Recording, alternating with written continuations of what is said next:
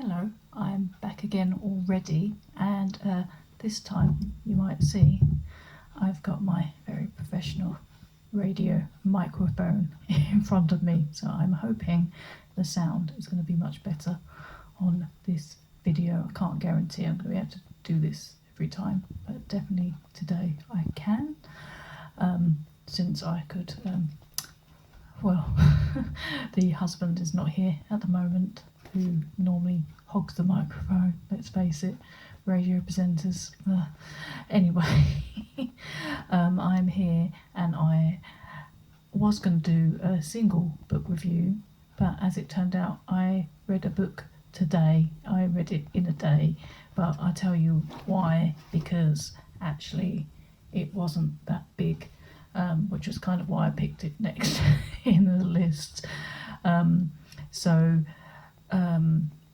I will be reviewing 2 books today, but it will be fairly brief, I think. But I often say that and then it's not, so we shall see what happens. The first one is the one that I'm going to talk about only because I've got very little to say about it. It's the one that I read today in one day. Can't really see it very well. I'm in a weird position to be able to show you the book properly, but the book is called The Highly Sensitive Person Survival Guide by Ted Zeff. I didn't like this one, and I have read a book good while ago now about highly sensitive people, and that one really resonated for me, as I feel like I am one. However, this book did not. It tried to give advice of being for people that feel they count as a highly sensitive person, but for me so much of it was irrelevant. It just didn't feel like, it made me feel like I'm not one, but then I think it's just that I'm not the kind of one that this writer, it probably is. For one, there was a lot about sensory stuff at the beginning, not liking loud noises and stuff, and where, I can get annoyed with loud noises, like people talking loud on their phone on the train, and those kind of things. I can find that really frustrating.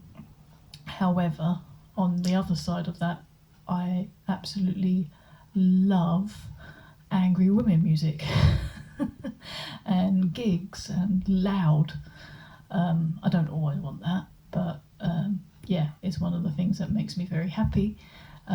Sound is not a thing for me, and a lot of the other things he spoke about in here don't really apply to me, and it kind of felt a lot of it was all very, just meditate, which is, meditating is great, but it's not the cure for everything, unfortunately.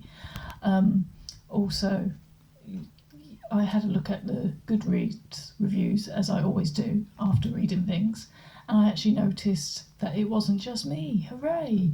Once again, I feel validated, because the other reviews also did not very much like this book, and there was a few things in there that other people have said that were not good about it.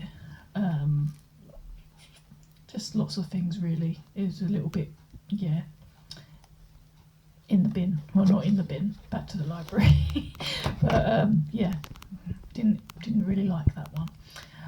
The other one, however, is the complete opposite. I really enjoyed this one.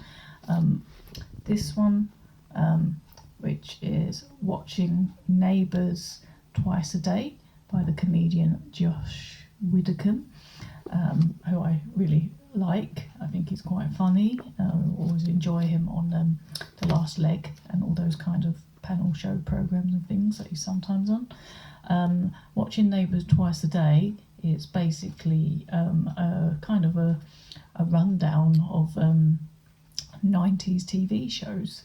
So it was a bit of nostalgia for me, being that I think probably me and Josh Widdecombe must be quite similar ages, judging by the TV that he speaks about in this book. He talks about things from Gladiators to Neighbours, obviously, football, the Eclipse coverage, Spice Girls opening Channel 5, and loads of random, some very niche stuff that I'd completely forgotten about as well. And then I read it and I was like, oh yeah, I remember that.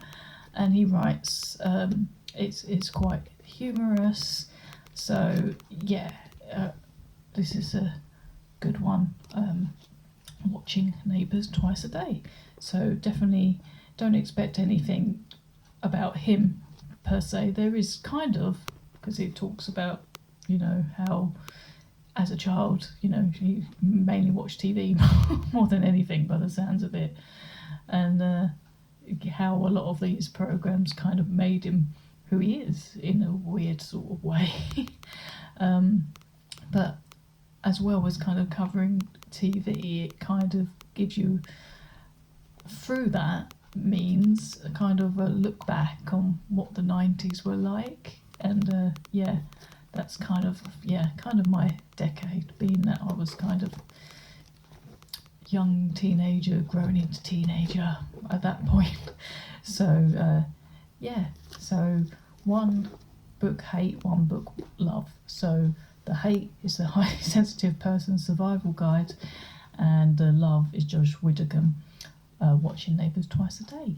Now, I managed to keep that fairly brief today, so I can actually probably post this on social media this time, and hopefully with good sound because of the microphone. See, look how professional I am. Anyway, so that's it for this time, and I'll be back, I'm sure, really soon with the amount I'm reading at the moment, for another book review. And let me know if you've read either of those, or what you thought of them, or if you're planning to reading either of them, or maybe what you're reading right now.